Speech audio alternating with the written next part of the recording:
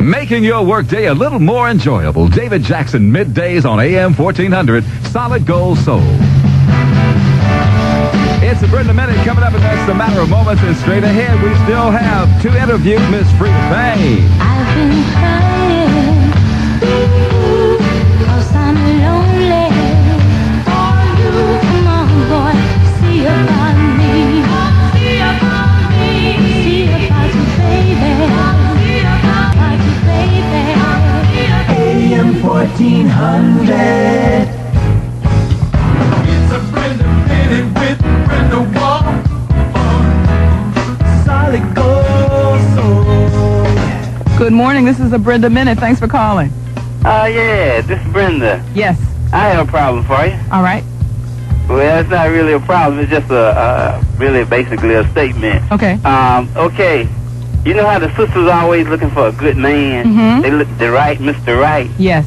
Well, I always say that when they find Mr. Right, they still wouldn't be satisfied. Mhm. Now, you take, I'm a man who cooks, wash, irons, get the kids ready for school, Uh-huh. pay all the bills in the house. You must and be I still have a baby-faced. wife who's not satisfied. So, I mean, how you solve a problem like that? The only way to solve that problem Uh-huh. is to split.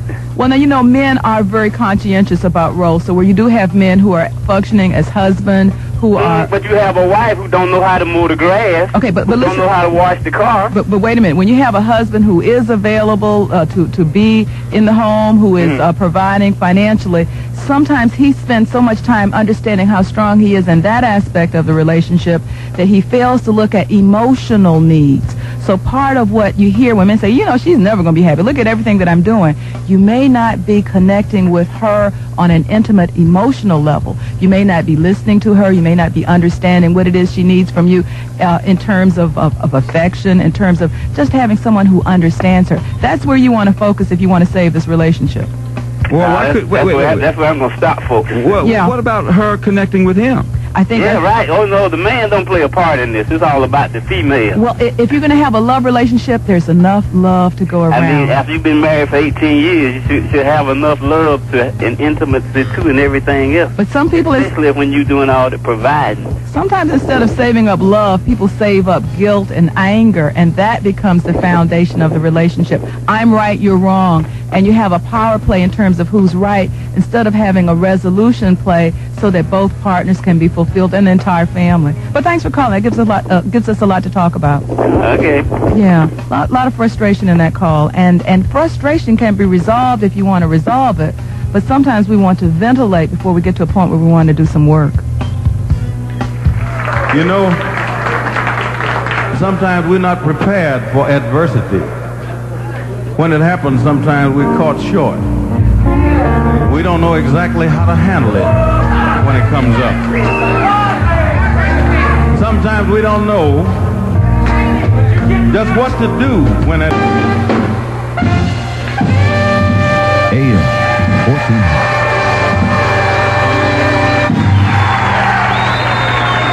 Mercy, mercy, mercy, mercy. Thank you. It's another Brenda Minute. This morning we're talking about divorce. That number, 1-800-366-8696. What's on your mind? Oh, I got a situation that I've got a girlfriend. Her and I just broke up. Okay, she's had a past relationship of abuse. Okay, and I've been doing everything I can to be nice and everything, and everything that I do kind of reminds her of her past. All right. Okay. That sounds like something Jay was mentioning earlier. Earlier, I picked up on that a little bit. Yeah, that kind of brought me, to making this call. Good. I've been doing a lot, and she just hasn't quite been able to accept that. I don't know what to do.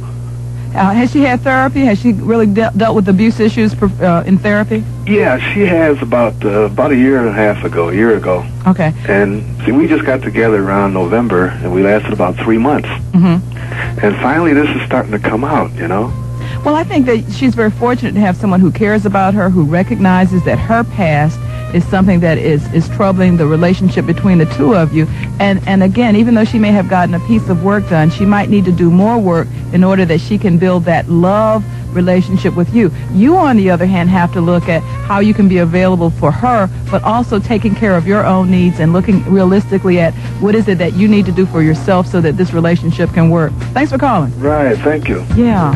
1-800-366-8696 is the number to call. 1-800-3-MOTOWN.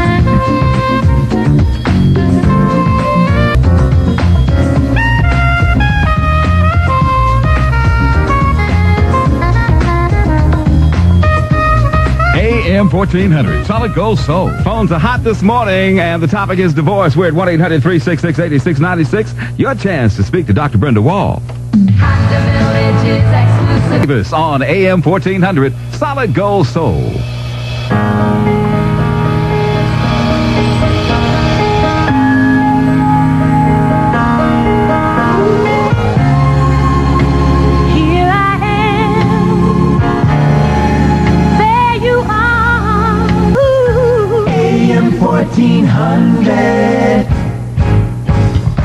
It's Friday morning in the city. I'm Jay Johnson. Dr. Brenda Wall is along with us, and straight ahead we'll have Frida Payne. Are we talking about it? Yes, we are. And what are we talking about?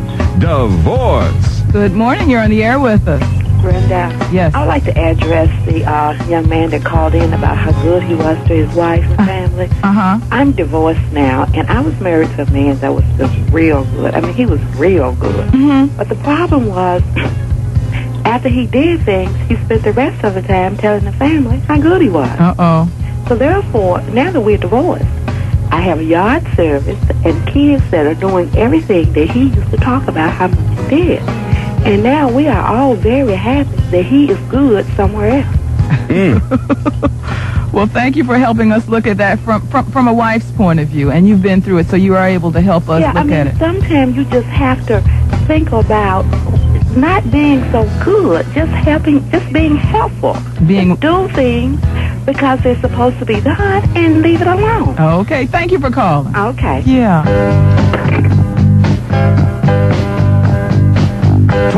22 before the hour, Sly Stone. Sometimes I'm right, and I could be wrong.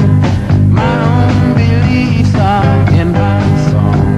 The picture, the thinker.